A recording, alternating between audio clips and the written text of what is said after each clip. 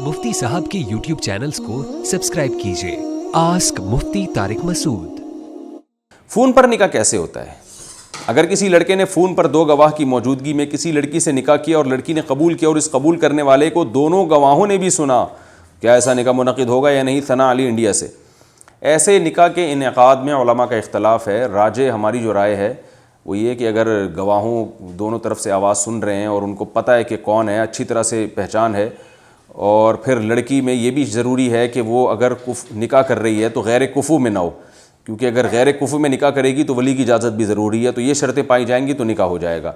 लेकिन फिर भी इस तरह से निकाह करने की इजाज़त नहीं है, क्योंकि इसमें उलमा का इख्तलाफ है और निकाह जैसी ऐसी अहम चीज़ को इस इख्तलाफ की भेंट चढ़ाना दुरुस्त नहीं है। तो इसलिए फ़ोन पे निकाह करना भी हो तो उसका तरीक़ा है कि वकील बनाया जाए। फ़ोन पे वकालत दुरुस्त है, किसी को वकील बना दिया दूल्हा या दुल्हन ने, और फिर वो दो गवाहों की मौजूदगी में, जो वहाँ फ़िज़िकली मौजूद होने चाहिए गवाह, उनकी मौजूदगी में इजाब व कबूल करें। ये बिल्कुल बेगुबार तरीक़ा है।